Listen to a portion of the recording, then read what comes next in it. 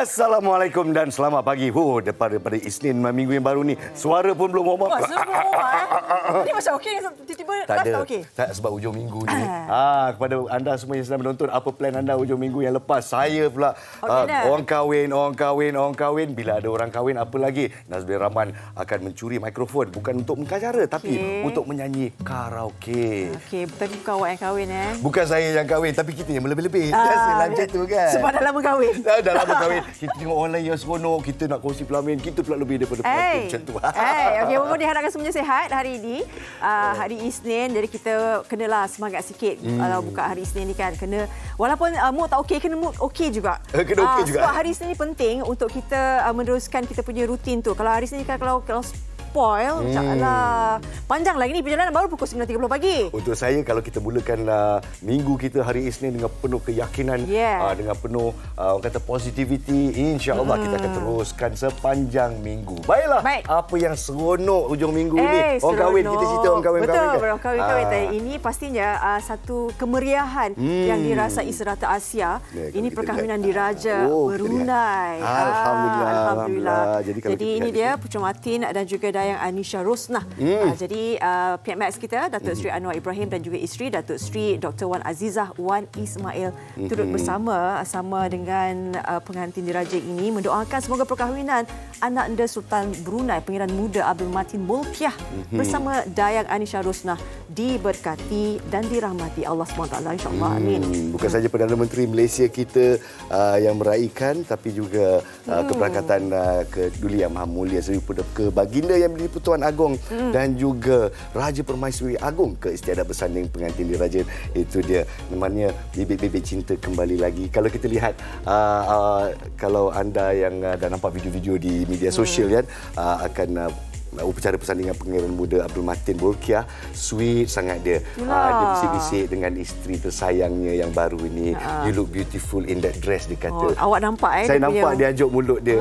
Bila kita tengok, alamak, teringat balik bibit-bibit kita baru saja kahwin. Fariha pun mesti ingat. Okey, inilah dia apa kita saksikan wajah-wajah pemimpin kerajaan dan juga kerabat diraja yang menjadi tetamu diraja untuk pengantin baru diraja Brunei ini. Kabarnya dikatakan 5,000 tetamu yang hadir dan meraihkan majlis yang cukup hebat ini selama 10 hari. 10 hari antara yang hadir ke majlis berkenaan, antaranya Presiden Indonesia berada di sana, Joko Widodo, Presiden Filipina Ferdinand Marcos Jr. dan Perdana Menteri Singapura Lee Hsien Loong juga satu ASEAN meraihkan hari yang gilang gemilang ini. Dan kita mendoakanlah, kita sama-sama rakyat Malaysia mendoakan moga-moga kesejahteraan, keharmonian, kebahagiaan dirasai oleh dua mempelai diraja tersebut. Betul. Semoga istana cinta yang dibina kukuh dan kekal sehingga jannah. Amin ya rabbal alamin. Okey, daripada kebahagiaan, kita nak kongsikan juga bagaimana perkembangan dan juga keharmonian cuaca kita hari ini. Tidak begitu harmoni ya. Tak apa harmoni yang harmoninya pada pagi ini di Peninsula Malaysia, Sabah dan Sarawak semuanya terang benderang kecuali satu negeri saja atau satu kawasan saja, iaitu Kota Baru. 9.50 sampai 10.20 tu dijangkakan hujan. Macam mana penonton-penonton kita di Kelantan, betul ataupun tidak? Kita juga ingin kongsikan bahawa Sabah merupakan negeri terbaru yang dilanda banjir. 75 mangsa daripada 29 keluarga ditempatkan di pusat pemindahan dan sekarang ini pula ingat tak pada minggu lepas kita ada wawarkan keadaan yang semakin buruk di Johor. Johor kan. Jadi kita juga menghantar wartawan kita untuk melaporkan bagaimana keadaan di Kota Tinggi dan kita nak kongsikan juga ini antara liputan yang mereka dapat.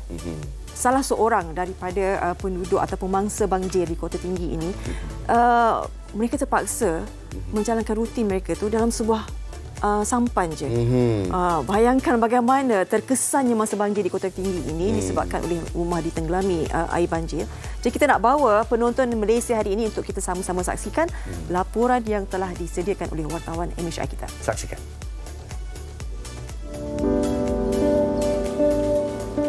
Taburan hujan lebat luar biasa serta fenomena air pasang menjadi faktor kepada banjir besar yang melanda Kota Tinggi Johor minggu lalu. Tragedi ini disifatkan sebagai banjir terburuk sejak tahun 2020 sehingga menenggelami kebanyakan jalan utama di kawasan bandar dan memaksa ribuan penduduk berpindah ke pusat pemindahan sementara PPS. Namun, masih ada sebilangan penduduk yang enggan berpindah ke PPS, sebaliknya lebih selesa untuk bertahan di kediaman masing-masing.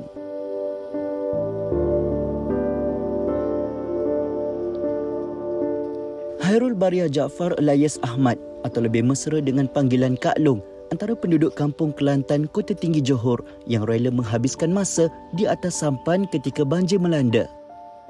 Hanya ditemani suami, bapa serta seorang adik lelakinya, 4 beranak ini sudah terbiasa dan tidak berasa gerun meskipun tempat tinggal mereka terletak betul-betul bersebelahan Sungai Johor.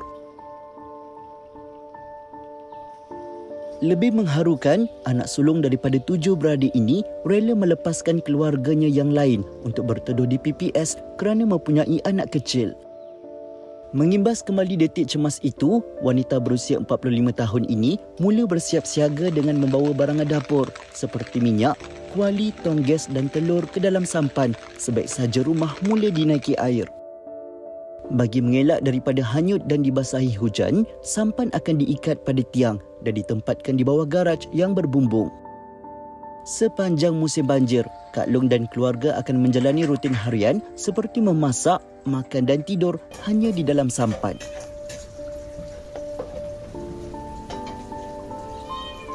Memang struggle seorang wanita ni nak masak dalam bot dengan keadaan bergoyang. Tapi kita nekat lah kan. Kalau tinggalkan orang tua nak masak sendiri memang tak boleh lah, kesian. Sebab abah dah tua kan. Jadi nak melompat dari sampan ke sampan kita risau kan. Air tinggi. Jadi dalam bot lah. Memang khas akak duduk kat sini, akak masak, buat air dan tidur pun akak dalam bot. Condition kat sini memang kalau malam kena tahan sejuk lah. Tidur dalam keadaan nyamuk yang banyak. Lagi kita takut ular. Kadang tengah tidur, tengah masak, ular lalu, ular naik. Macam-macam kita fikir, macam mana nak mandi, macam mana nak buang air besar, macam mana nak buang air kecil. Jadi daripada pengalaman tu, hari ni kejadian memang agak struggle lah. Tapi kita kena kuat lah. Kita kena kuat untuk orang tua. Ayang, aku menyanjungi jasamu yang... Bukanlah kepentingan dan kepuasan diri yang menjadi keutamaan. Setiap keputusan yang Kak Long lakukan hanyalah semata-mata untuk ayah tercinta, Jaafar Elias Ahmad Awang.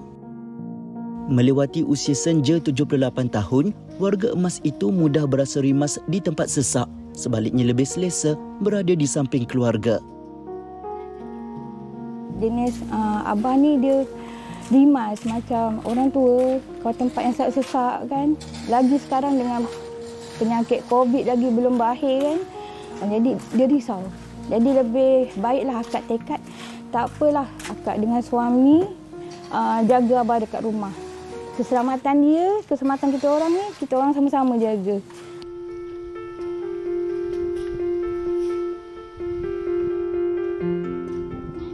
Situasi banjir yang teruk turut memberi cabaran kepada adik lelaki Kak Long, Saddam Hussein Jaafar Elias Awang, untuk menjaga ternakan kambing dan lembunya. Rasa sayang yang begitu mendalam terhadap haiwan ternakan menyebabkan lelaki berusia 34 tahun ini berasa risau dengan keselamatan kambing dan lembunya setiap kali tiba musim tengkujuh.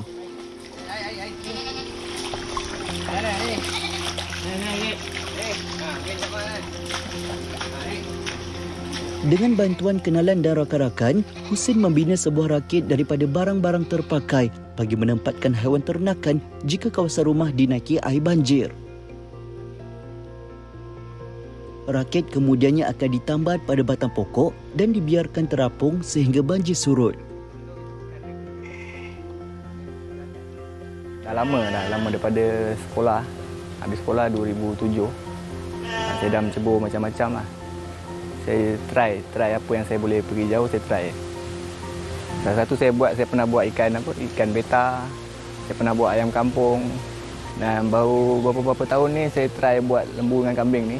Tengok ramai member-member saya yang buat. Jadi saya baru nak mencuba. Kita rumah tepi sungai kan, memang kita kena ada bot, kena ada rakit. Macam ni lah, kalau keadaan macam ni kita kena standby lah. Cabaran tu saya rasa seorang-seorang. Macam mana air naik, rakit dekat sini kita nak tunggu air naik parat lutut baru boleh tarik masuk dalam. Lepas tu dah sampai parking elok-elok dekat kandang. Nak angkat kambing tu pula, kita tak akan ikut dalam air. Kita angkat kambing-kambing yang berat tu, naik atas rakit. Lepas tu tambat, mana yang garang-garang kita tambat lah kan. Takut dia belaga kan. Yang anak-anak tu ringan je kita naik. Macam yang lain-lain, macam lembu ke apa, ada kawasan-kawasan yang tinggi, saya tarik awal lah pergi depan. Standby makan siap-siap, biar kat depan lah. Berat mata memandang, berat lagi bahu yang memikul. Memasuki pasca banjir dengan keadaan air yang semakin reda, cabaran selepas ini tertumpu kepada kerja-kerja pembersihan di dalam rumah. Mungkin di luar nampak tenang, nampak santai masa atas bot, tapi realitinya di dalam inilah dia. Anda boleh lihat barang-barang rumah habis berselerakkan akibat daripada air banjir yang masuk di dalam rumah. Dan inilah cabaran sebenarnya yang harus dihadapi oleh keluarga Kak Long nanti. Usai sahaja air surut di luar, mereka perlu pula bertungkus lumus membersihkan barang-barang di dalam. Habis semuanya diselaputi lumpur, dan kalau anda lihat di belakang saya ini pun airnya masih lagi bertakung, dan ini terpaksa dikeluarkan menggunakan tangan. Terpaksa cedok dengan mangkuk ke, perlu dibuang keluar secara manual. Berbekalkan kudrat yang tersisa, Kak Long dan keluarga perlu mengerah tenaga dan bekerjasama bagi membersihkan kawasan rumah daripada sisa air dan lumpur. Meskipun sukar, namun pengalaman lalu banyak mengajar mereka untuk mengurus dan membersihkan rumah dengan lebih efektif.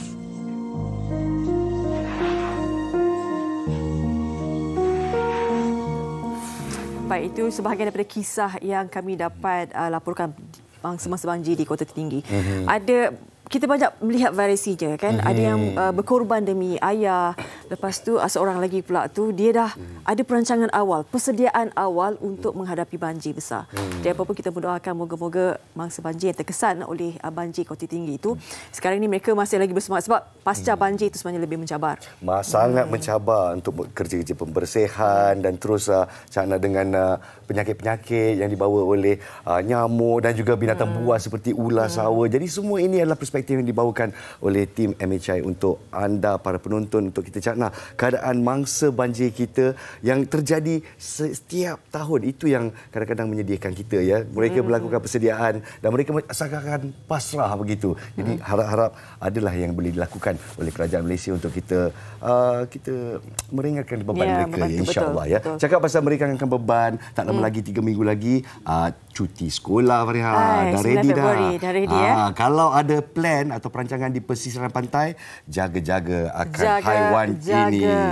Dari tadi Nas menjorok tangan dia. Ini dia, kita akan bawakan berkenaan dengan topik ini. Apa ni? Nanti macam kalau anda nampak di pesisiran pantai, jaga-jaga, jangan pegang. Kalau kat sini kita nampak sebenarnya tentakel dia biru. Apakah ia? Obor-obor api biru. Semuanya bersama kita di MHI. Jangan ke mana-mana.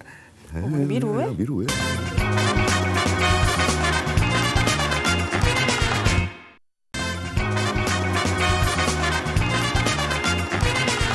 Kembali kita di MHI. Apa khabar para penonton sekalian? Fariha dan Nas menemani anda dan kita akan berdiskusi tentang suatu topik yang amat menyengatlah kata. Menyengat. Amat menyengatlah topik ini. Ini sengatan dia jangan main-main Ini berkenaan dengan obor-obor api biru yang tadi Nas tunjukkan Nas. Ini awak punya ternakan ke tidak kan? Kalau saya boleh ternak benda ni janganlah kita ternak kat rumah ya. Jangan ya, beracun. Kalau kita jumpa di pesisiran pantai, kalau dia terdampar tu, walaupun dia tak bergerak, tapi sengatan-sengatan dia tu, sesungut dia ni tetap menyengat. Itu yang bahayanya.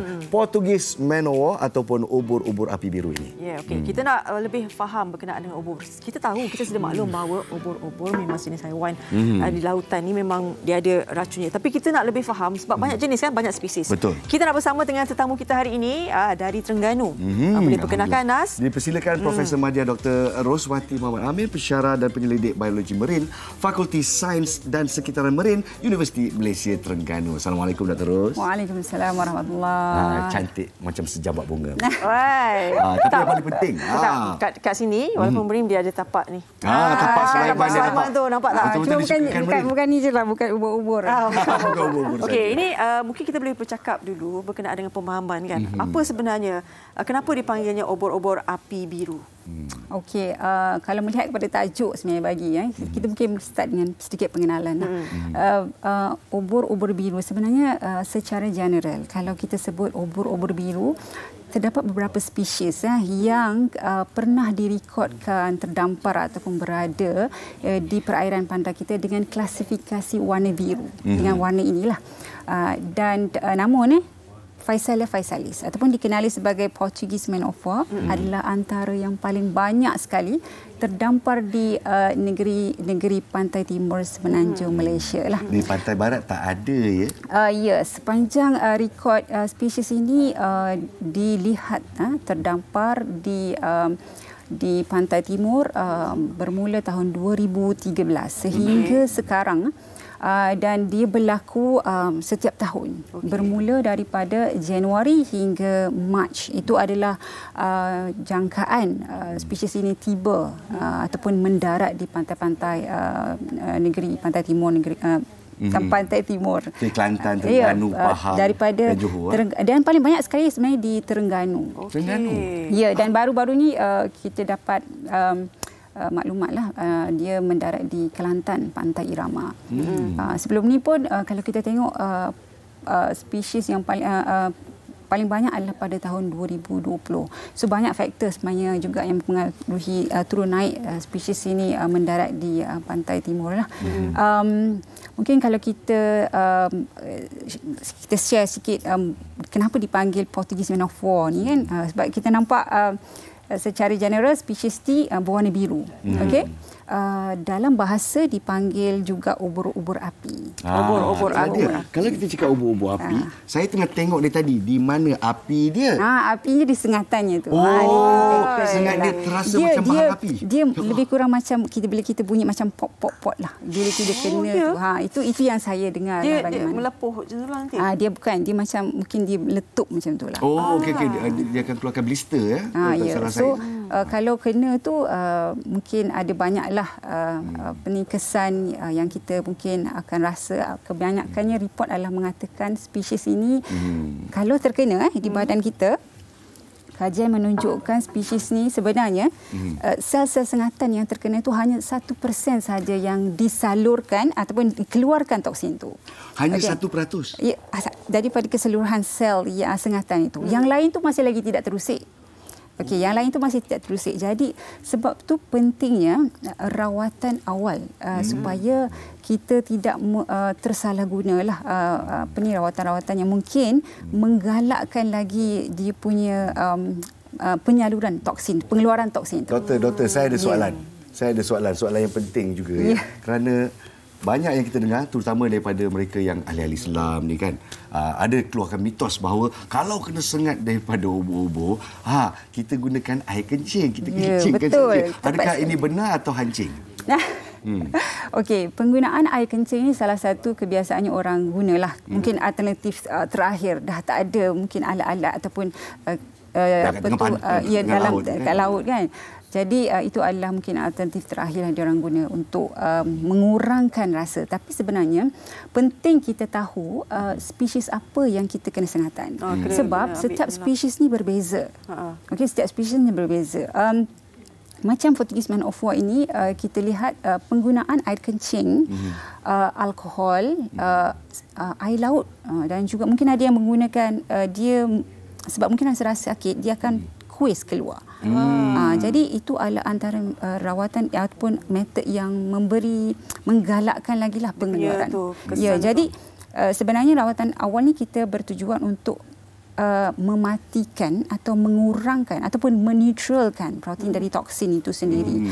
Jadi penggunaan cuka, mungkin pernah dengar juga penggunaan cuka sebelum ni digunakan juga, tetapi sebenarnya bagi Portugis Man of War, penggunaan cuka ada juga disarankan selama 30 saat. Oh, tak boleh. Tetapi sebenarnya ada percanggahan lah. Ada yang kata memberi kesan yang positif, namun di tempat lain sebaliknya. Jadi bagi saya penggunaan cuka itu adalah berbeza mengikut individu itu sendiri.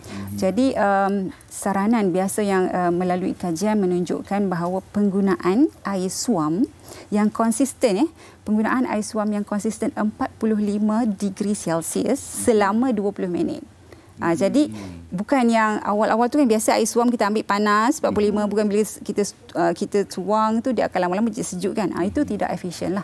Jadi daripada kajian menunjukkan 45 degree Celsius selama 20 minit adalah salah satu cara yang efisien untuk mematikan atau mengurangkan lah, mengelakkan daripada toksin tu merebak. Penggunaan ice pack juga boleh digunakan, tapi kurang efisien. Saya ada satu soalan. Sekiranya lah sekarang kita situasi dia adalah kita dengan anak-anak ni. Betul. Tepi pantai ni doktor. Tiba-tiba anak kita memang warna biru kan, kadang-kadang budak-budak ni cantik terpegang. Jadi bagaimana, apa saran doktor untuk langkah cepat sebenarnya, dan nak tahu juga tempoh mungkin kesannya kan berapa lama, sebab kita takut juga kalau dekat pantai tu kan. Okey, bagi saya adalah kalau kita nampak, sebenarnya kalau jalan di tepi pantai, dia saiznya bersaiz kecil. Kadang-kadang kita tak nampak sebab dia nampak bersama juga dengan serpihan-serpihan sampah di sebalik-sebalik pasir. Jadi kalau betul-betul kita tahu dan nampak, memang kita boleh jelas membezakan itu adalah Portugis Man of War. Jika tidak, memang agak sukar. Jadi sebaiknya kalau kita tahu itu adalah Portugis Man of War, elakkan daripada memegang, menyentuh. Sebab walaupun dia telah mati, spesies ini masih lagi mempunyai sel sengatan yang berbahaya itulah. Dia dah mati pun dia sengat orang ya. Sel mati pun masih ada. Jadi untuk kita saranan untuk penonton-penonton di luar sana yang mungkin ada plan untuk bercuti di pesisir pantai, paling senanglah kalau kita nampak benda yang nampak macam agar-agar tu jangan sentuh. Boleh tak doktor? Boleh. Tapi sebenarnya kita boleh nampak daripada perbezaan warna dia lah. Cuma kalau kita lihat mungkin saya nak sentuh sikitlah berkenaan dengan fakta. Fakta berkenaan dengan Portugis Man of War ni. Mungkin orang selalu panggil dia obo-obo. Tapi sebenarnya dia bukan obo-obo. Dia bukan obo-obo? Ya, dia bukan obo-obo. Dia apa? Dia alien. Dia bukan obo-obo. Sebenarnya dia berada bawah satu cabang filem yang sama sahaja. Kita panggil Cnidaria. Di bawah cabang Cnidaria itu ada dia ada Scyphozoa, iaitu ubur-ubur true jellyfish. True jellyfish kita panggil ubur-ubur sebenar. Ini true jellyfish lah, ubur-ubur sebenar Yang Scyphozoa itu dipanggil ubur-ubur true jellyfish lah, ubur-ubur sebenar. Dia boleh berenang. So hydrozoa yang apa yang kita nampak keduanya adalah cubozoa. Kalau Scyphozoa bentuk dia ni biasanya saiz lebih besar. Kan? Dia lebih besar. Ada yang direkodkan lebih besar daripada manusia. Dan warna dia pun pelbagai, termasuk warna biru. Tapi yang pentingnya kita nak tahu kenapa dia sampai Januari hingga Mac dengan tiba-tiba banyak macam tu. Apakah faktor-faktor macam tu? Spesies ni dia adalah Pleuston. Pleuston yang mana perbezaan dia antara dengan Scyphozoa dan Cubozoa tadi itu, dia terbentuk daripada gabungan beberapa zooid. Kita panggil dia siphonophore. So dia macam Lego lah, kita cantum-cantum jadi satu. Dia lebih besar dan besar. Dan function dia kalau kita tengok di bahagian atas tu adalah untuk apungan. Itu dia tujuan dia untuk berlayar lah. Dan ditiup angin. Bawah tu tentacle, satu lagi zooid. Keduanya ada bahagian untuk pemakan. So ini dan binatang yang lain, atas ni binatang yang lain. Dia bergabung zooid lah kita panggil. Dia bergabung jadi satu bentuk seperti teamwork. Dia bergabung membentuk satu pasukan. Dia mesti bergantung antara satu sama lain. Jadi apa yang kita nampak dekat sini ni dia seekor sahaja. So kalau kita nampak kat atas tu, kenapa dia banyak terdampak? Sebab kalau bezakan dengan Cubozoa dan Scyphozoa tadi tu, spesies tu boleh berenang di dalam water, di dalam kolam air. Mereka tak boleh berenang. Tapi spesies ini dia tidak boleh berenang. Dia bergantung kepada tiupan angin. Dia bergantung kepada tiupan angin. Patutlah dia sampai Januari hingga Mac dia ikut arus laut. Tapi kita tengok pada waktu terutama di waktu monsun. Waktu monsun tu adalah salah satu faktor yang membawa lebih cepat spesies ini terdampar di pantai lah. Dia faktor angin dan juga arus. Dan kita lihat juga mungkin ada tempias ribut jelawat tempoh hari yang mana mungkin membawa lebih cepat spesies ini terdampar di pantai. Itu yang dia muncul pada bulan Disember, bukan dari Januari. Biasanya Januari, Mac lah kita nampak lah. Banyak yang kita belajar pada betul lah. Menarik.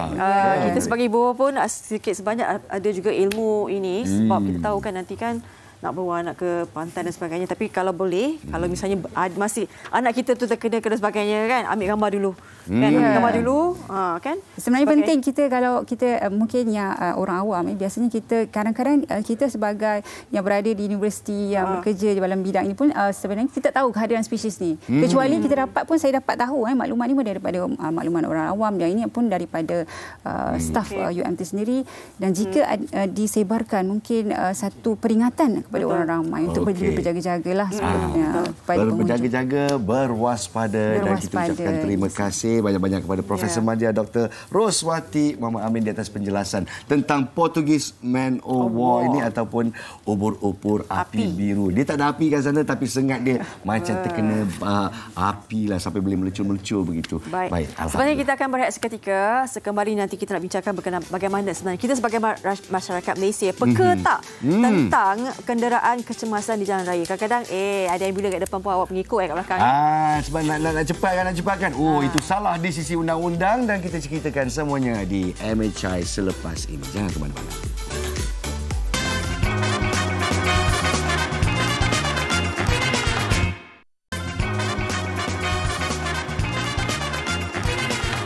Baik, terima kasih kerana masih bersama kami. Tiba-tiba Nazmina Rahman tinggi sikit daripada Farihan. Apa cerita? Apa jadi?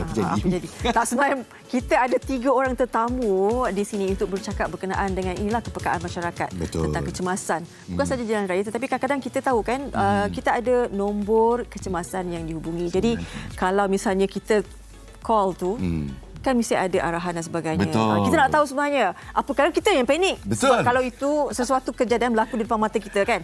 Jadi kita setkan ekspektasi penonton-penonton kita apabila melakukan panggilan 999. Apa yang harus dilakukan dan apa yang anda harus lakukan di jalan raya untuk memudahkan urusan mereka. Baik, kita bersama dengan tetamu-tetamu kita dengan Encik Muhammad Faris Abdul Rashid, penolong pegawai perubatan Ketua Unit Perkembangan Perkhidmatan Perubatan Kecemasan dari Bahagian Amalan Perubatan Kementerian Kesihatan Malaysia. Assalamualaikum Encik Muhammad Faris kita.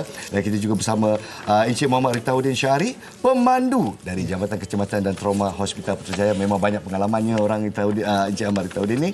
Dan akhir sekali Dr. Khairul Nizam Hassan, pakar perunding kanan perubatan kecemasan, Ketua Jabatan Kecemasan dan Trauma Hospital Putrajaya.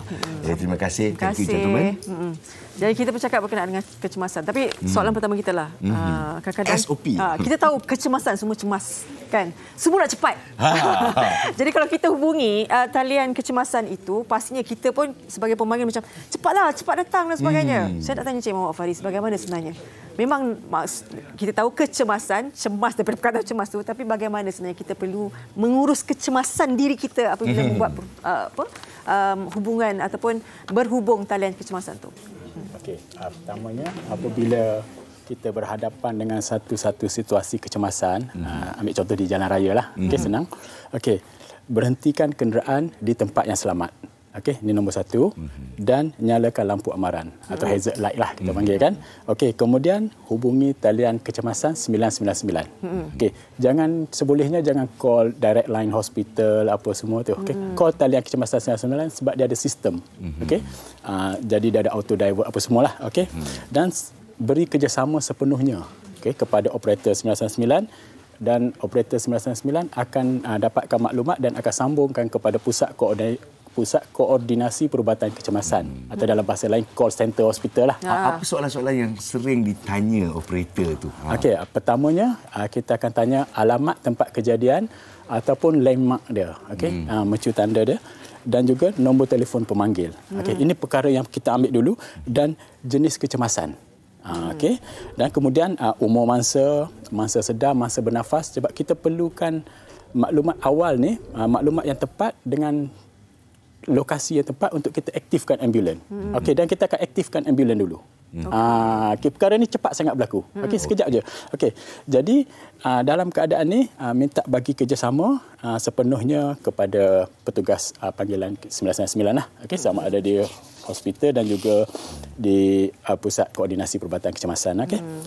Dan seterusnya teruskan di talian. Okey, ambulan kita dah aktifkan dah. Oh, dah jalan dah pada masa sama dalam masa sama jangan letak lagi telefon. Okey. Faham. Kita akan tanya maklumat-maklumat lain seperti adakah bahaya lain, okey, adakah masa tersepit atau lain-lain kecederaan yang nyata. Dan kita pun akan bagi arahan pratiba. Ya. Okey, kadang-kadang ini pemanggil pun kadang-kadang dia tak nak macam bagi kerjasama. Dia tahu nak cepat ya. Tak apa, ambulan kita dah aktifkan. Okey. Baik. Terima kasih banyak-banyak di atas Kita nak dengar ni. Okey, selepas ni pula kita nak bertanya dengan Tuan Rita Udin yang merupakan pemandu yang berpengalaman dah berapa lama ya sebagai pemandu sukarelawan? Saya pengalaman kerja dah 19 tahun lebih. 19 tahun. Tapi sebagai pekerja tetaplah, bukan sukarelawan ya. Alhamdulillah. Pastinya pelbagai adegan dan juga kita nak bertanya tentang isu yang baru-baru saja ni, tular di mana seorang pemandu menghalang pemandu ambulans daripada melakukan tugasan laluan mereka. kecemasan lah kan. Bagi saya lah, untuk pemanduan ambulan ni, kami orang kata dari pihak pemandu, kita dah bunyikan siren. Di samping tu kita dah announce dengan pembesar suara minta laluan. Kadang-kadang bila audien tak buka juga, itu bukan bidang kuasa dah. Kita sebab kita nak benda tu selamat. Sebab pesakit yang kita bawa pun untuk sampai di hospital dalam keadaan selamat. Bila laluan tak dibuka, kepekaan tu kurang daripada orang kata orang ramai. Itu yang kita sampai lewat ke hospital lah.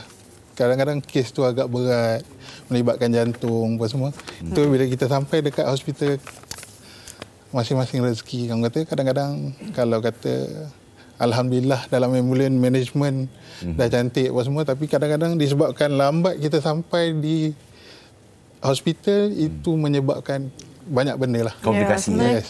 Membabitkan nyawa orang lain juga kan. Sepatutnya kita boleh bagi rawatan lebih awal dan sebagainya. Baik, saya ada soalan pada doktor. Tapi doktor sabar-sabar dulu ya, tenang-tenang dulu. Kita nak saksikan ini laporan pemandu ambulans sukarelawan. Kabarnya ini berkaitan dengan APM antara tim perubatan yang disertai oleh sukarelawan. Dan bagaimana mereka bertugas untuk membantu mereka dalam kemalangan dan juga kecemasan. Kita lebih cakap, saksikan.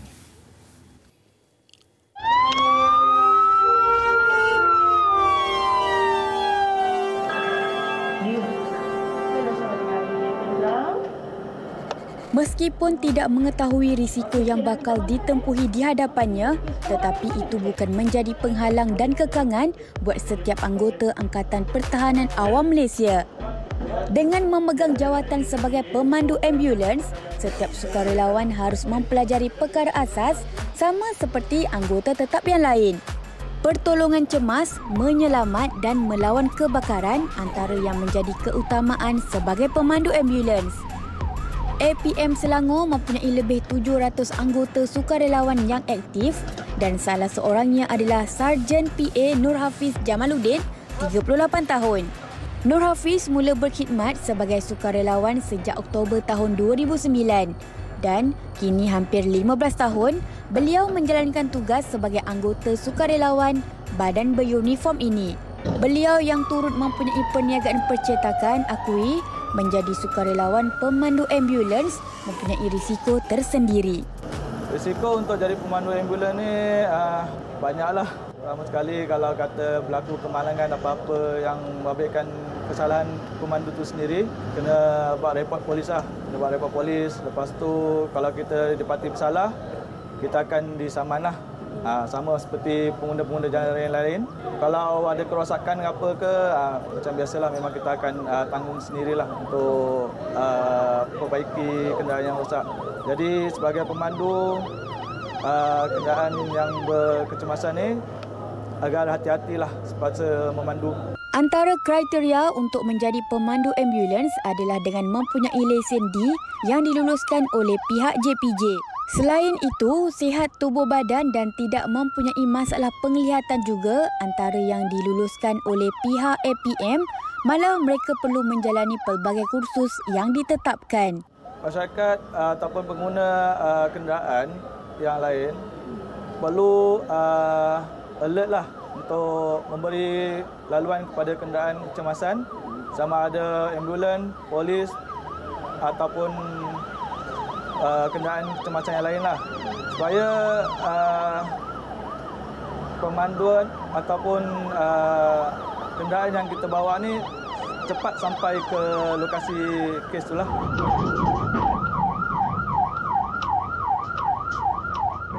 Jadi sekarang ni saya berada di dalam ambulans Angkatan Pertahanan Awam Malaysia untuk melihat sendiri reaksi orang ramai bila terdengar bunyi siren ambulans. Adakah mereka alert untuk ke tepi atau sebaliknya? Mungkin Cik Hafiz boleh kongsikan berapa kelajuan yang sepatutnya boleh dibawa ambulans ini? Kelajuan hanya maksimal 100 saja untuk membantu pada situasi jalan.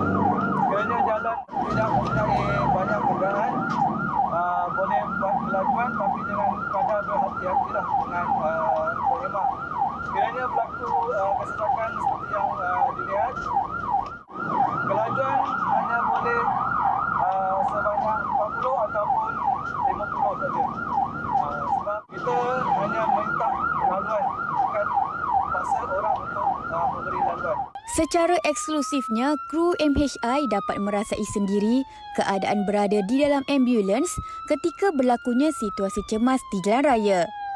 Daripada pemerhatian saya, dapat dilihat pengguna jalan raya rata-ratanya peka dan mengambil serius dengan siren kecemasan yang dibunyikan. Mereka memberi laluan dan memberikan kerjasama yang baik. Bergelar sukarelawan adalah satu tanggungjawab yang harus dipikul tanpa dipaksa. Keluarga sudah pasti menjadi pendorong buat insan berhati wajak ini. Untuk keluarga, ikutkan memang tak berbaloi lah. Kalau kata 1 jam RM8, memang tak berbaloi bagi seseorang tu untuk membahayakan diri. Tapi bila lama kelamaan tu, ia sebagai satu ibadah untuk kita membantu orang. Family fahamlah dengan tugas-tugas, tapi nasihat mereka berhati-hatilah masa menjalankan tugas. Tujuan dia hanya satu je lah, berkhidmat untuk negara lah.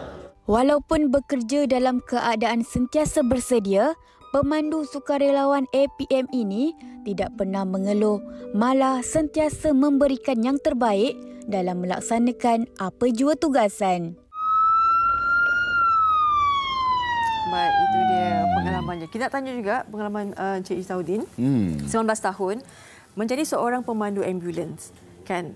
Kerana kita membawa nyawa ni di belakang. Tapi pada masa sama, kita ni kena juga tak boleh panik. Bagaimana sebenarnya dalam keadaan itu? Apatah lagi kalau berada dengan kesesakan lalu lintas sebagainya. Ada juga orang yang tak peka pula. Kadang-kadang kita pemandu biasa kita macam tu. Bila kita dah panik kan, bawa nyawa.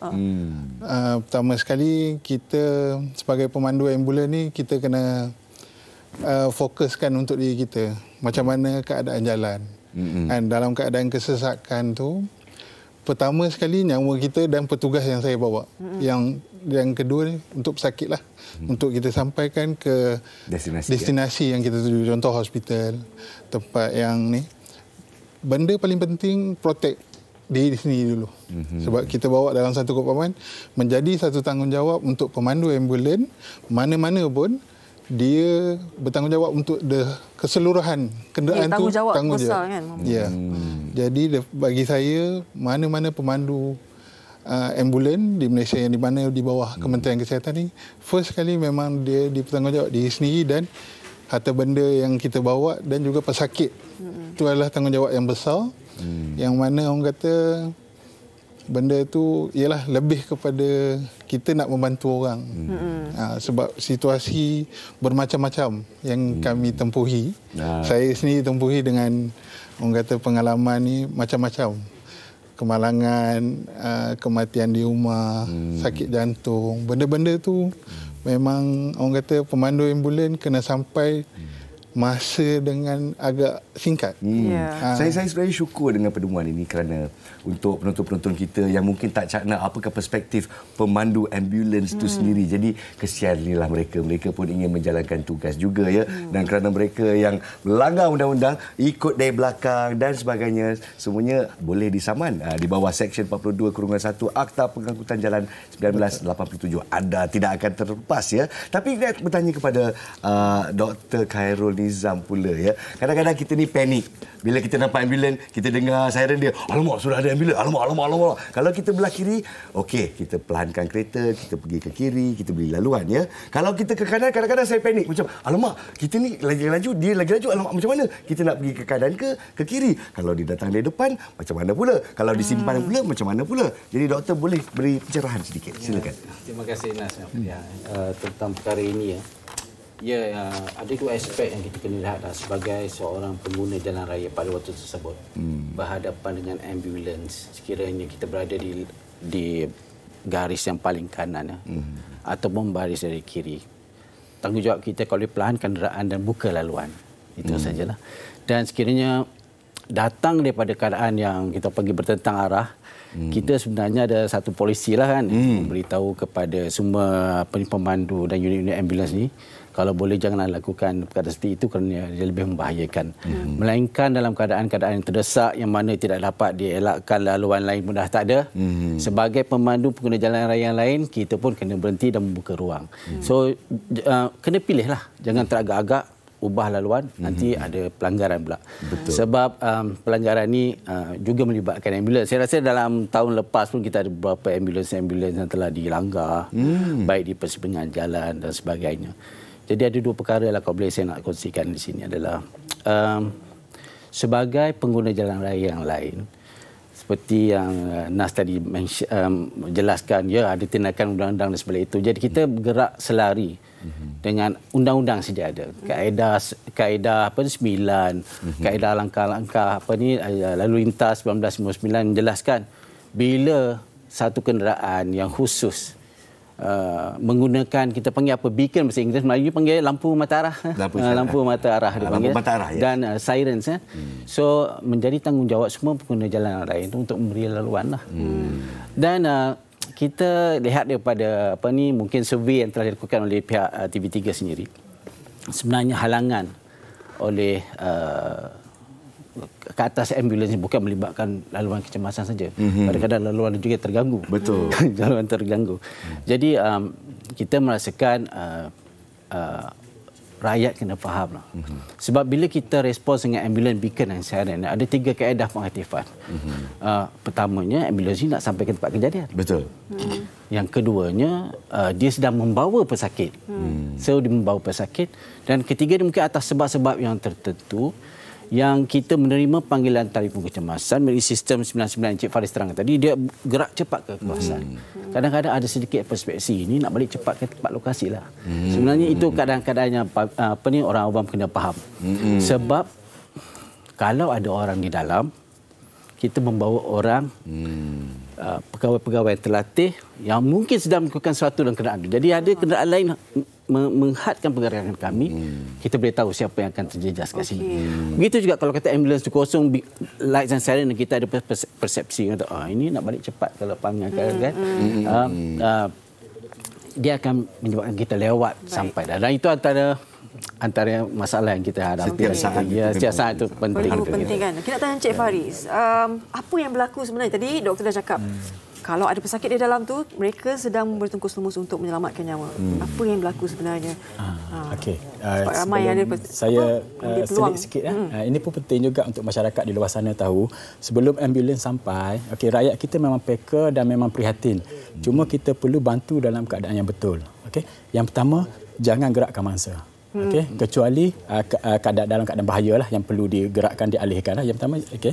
Lepas tu jangan anduh atau splint, sebarang kecederaan dan jangan masuk ke dalam air kecuali selamat untuk kita berbuat demikian. Dan yang penting jangan bagi masa makan atau minum. Ini ramai penting ya. Penting. Sebab kita orang Melayu, Cik Faris. Kita terkejut, baca selawat. Tapi yang saya faham tu dia tak boleh bagi air atau minum atau makan kalau mungkin kerana harus diletakkan ubat bius dan sebagainya dan mungkin mengganggu ya.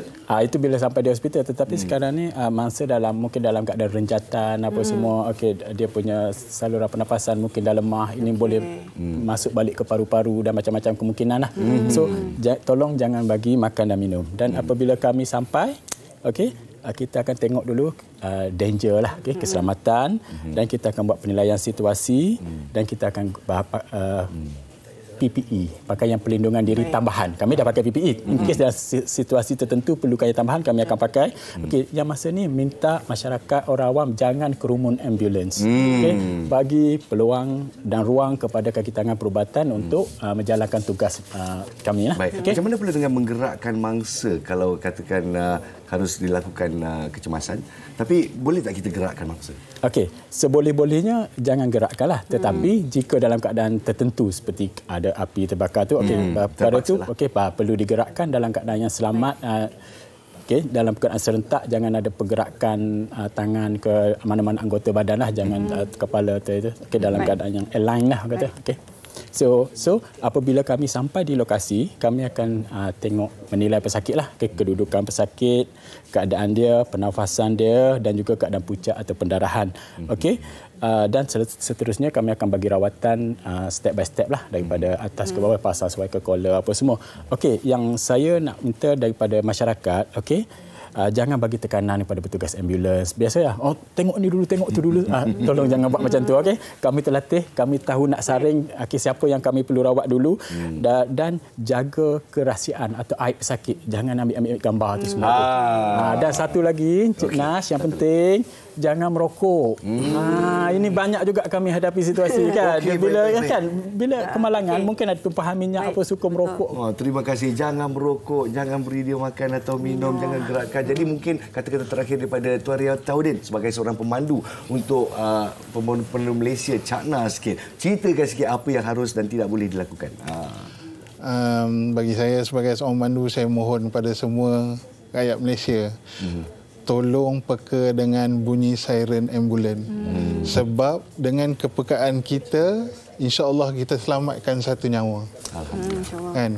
Sebab benda tu kita tak tahu, mungkin keluarga kita di belakang tu. Kan? Wallahu alam. Tapi itulah, kepekaan memberi satu impak, iaitu nyawa. Baik. Doktor mungkin sikit. Ya, sebagai penerajut kita, Kementerian Kesihatan mengambil tanggungjawab untuk mengendalikan semua aktiviti-aktiviti ambulans lah. Dan kita sebenarnya sudah mengeluarkan satu polisi untuk sebenarnya diguna pakai oleh Kementerian Kesihatan sendiri. Tapi kandungannya saya rasa mungkin kita boleh kongsikan bersama dengan Angkatan Pertahanan Awam atau semua unit ambulans bawah agensi uniform ni seperti MRS Bomber untuk sama-sama kita terapkan elemen-elemen. Dan dia biasanya tak lari dengan peraturan JPJ dan sebagainya.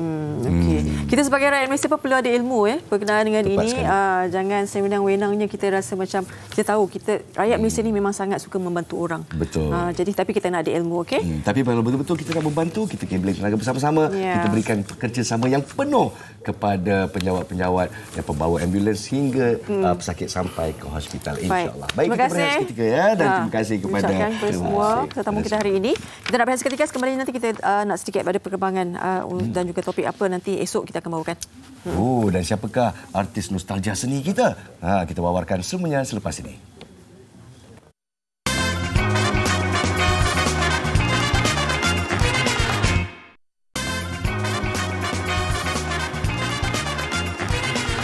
Baik, terima kasih kerana masih bersama kita dan kita kongsikan apa yang sedang tular dan apa yang berada di muka depan akhbar-akhbar di Malaysia. Okey, saya nak mulakan ini. Boleh tak saya pilih dulu utusan Malaysia ni? Sebab saya seramlah saya dengar 21 syarikat 21 syarikat buat transaksi scam 3.78 bilion ke 42 negara.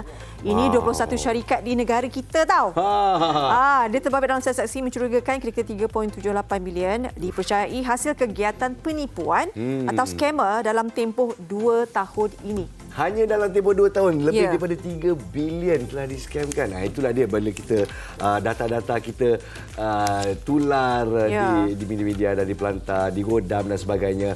Itulah dia, risau dan ketakutan tu mesti ada di kalangan rakyat ya, kerana inilah akibatnya kita di-scam dengan data kita sendiri. Tapi apa yang berita baik sikitlah, 37 firma minat sertai projek HSR KL Singapura. Itulah dia terpapar di berita harian pada pagi ini, di mana sebanyak 37 firma pengangkutan dari seluruh dunia menghantar permintaan maklumat atau RFI. Di antara akhirnya untuk sertai projek kereta api berkelajuan tinggi HSR. Majulah Malaysia dan Singapura. Okey, esok kita bawakan berkenaan dengan topik kesihatan, mati mengejut dan juga nostalgia seni bersama dengan Sweet Charity. Kenapa kita tak ada besok, Fariha? Kenapa Sweet Charity ada besok? Jangan lupa anda semua bersama-sama kita 9.30 pagi di TV3. Baik, jumpa lagi. Assalamualaikum.